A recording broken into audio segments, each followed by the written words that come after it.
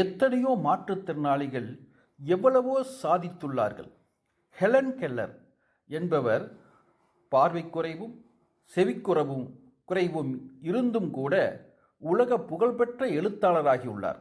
அவர் என்ன சொன்னார் தெரியுமா? தனியாக நாம் செய்யக்கூடியது குறைவு, ஆனால் ஒன்றிணைந்தால் எவ்வளவோ சாதிக்க முடியும் என்கின்றார். அதேபோன்று தாமஸ் ஆல்வா எடிசன், அவர் செவித்திறன் குறைந்தவர், ஆனாலும் மின்விளக்கு உட்பட ஆயிரக்கணக்கான அறிவியல் கண்டுபிடிப்புகளை கண்டறிந்தார். அவர் என்ன சொன்னார் தெரியுமா?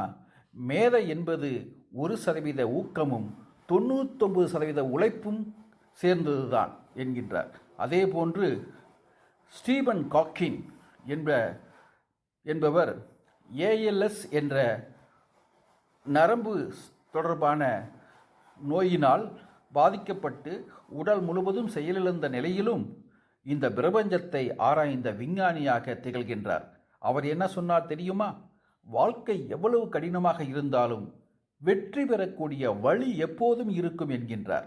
அதேபோன்று பிராங்க்லின் ரூஸ்வெல்ட், அவர் 4 முறை அமெரிக்காவின் குடியரசுத் தலைவரானவர். அவர் 2 கால்களும் செயலிழந்தவர். இருப்பினும் அவரும் சாதித்து காட்டியுள்ளார். அவர் என்ன சொன்னார் தெரியுமா? நாம் அச்சப்பட வேண்டிய அவசியம் இல்லை, அச்சப்பட வேண்டியது அச்சமே தவிர வேறொன்றும் இல்லை என்கின்றார். அதேபோன்று இந்தியாவிலும் ஏன் தமிழ்நாட்டிலும் கூட மாற்றுத்திறனாளிகள் சாதித்து காட்டியிருக்கிறார்கள். நம் நாட்டில் பெருமைப்படத்தக்க முன்னோடிகள் இருக்கின்றனர். PS சந்திரசேகர் என்கின்ற ஒரு கிரிக்கெட் வீரர், அவர் போலியோ நோயினால் பாதிக்கப்பட்டு கைகள் சூம்பி போனவர். ஆனாலும் அந்த கையை பயன்படுத்தியே சுழல் பந்து வீசி அவர் சாதனைகள் புரிந்துள்ளார். அவர் என்ன சொன்னார் தெரியுமா? என் பலவீனமான கையே எனக்கு கிரிக்கெட்டில் வலிமையாக மாறியது என்றார்.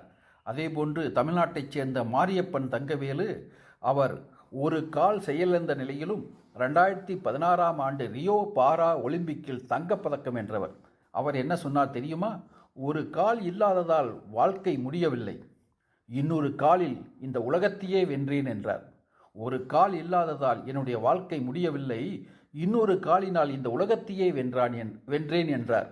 அப்படி மாற்றுத்திறனாளிகள் எவ்வளவோ சாதித்து காட்டியிருக்கிறார்கள்.